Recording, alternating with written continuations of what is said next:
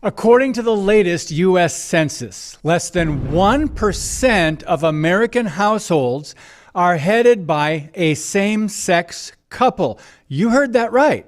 In other words, same-sex married couples consist of only technically 0.9%, 0.9 of American households. And yet, if you listen to the mainstream media, Hollywood, Democrats, public schools, corporations, sports leagues, government, big tech, and social media, the average person would think this country is overwhelmingly dominated by LGBTQ individuals and couples. Not so fast. I'm David Fiorazzo, and this is Christ and Culture.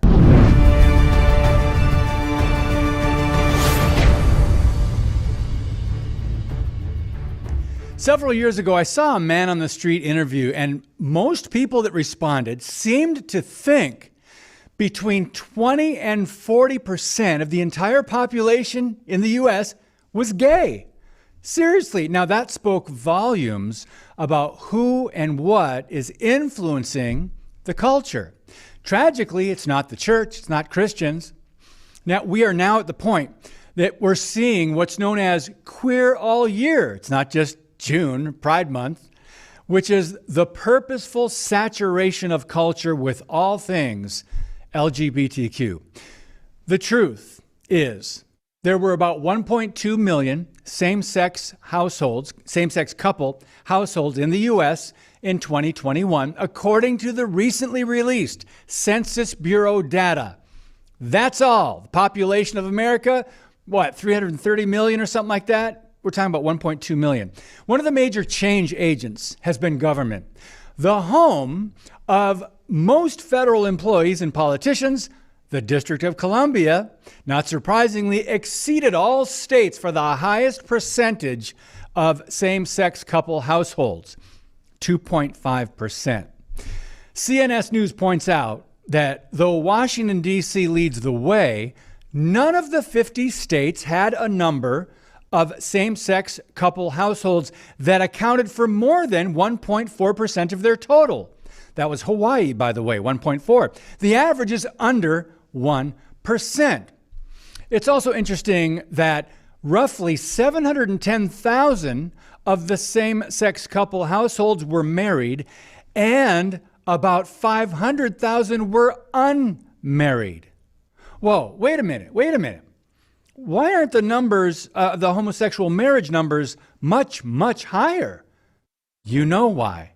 Because it was never about marriage to begin with. It was about rejecting God's design. It's about sex and special rights, not equal rights. Moreover, in the buildup to the Supreme Court striking down all state bans on same-sex marriage in 2015, Americans were told or promised they just wanted to love who they want to love. That's all they wanted. End of goal. It would end right there. Not so, as we've seen. For decades, the godless left has pushed the limits and found such a lack of resistance to the promotion of sin, perversion, and the marketing of evil that they have gained ground they never thought possible. Now, in its arsenal of weapons, words have been front and center. Accusations and labels of hate, homophobia, intolerance, fascism, and even racism have somehow been used as a battering ram to pummel and silence those who dare publicly to oppose the agenda.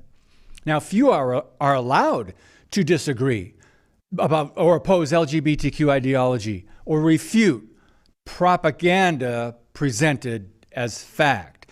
Now, one would think those who believe in God and biblical values such as creation, two genders, the traditional family, and natural marriage between one man and one woman, you would think that we're outnumbered.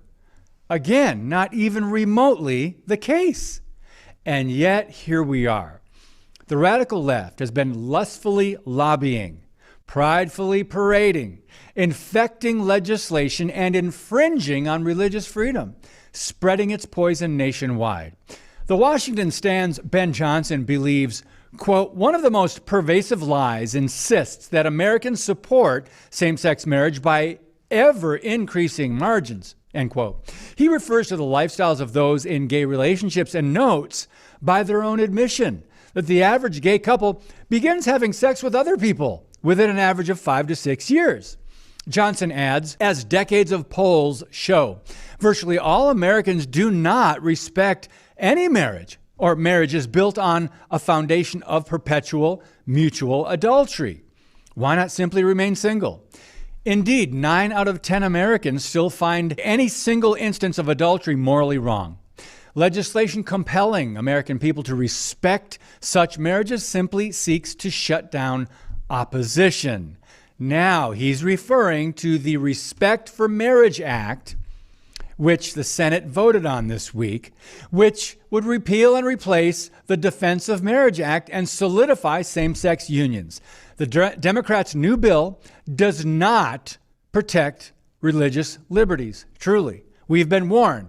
LGBTQ activists want to force their morality upon the entire population, the majority, and destroy marriage, the most sacred and foundational institution in human history, without a debate. They will never stop working to force change. We need to know how to respond to this. It will be interesting to see what they do next. Don't be deceived, friends. God bless you, and keep speaking the truth about things that matter.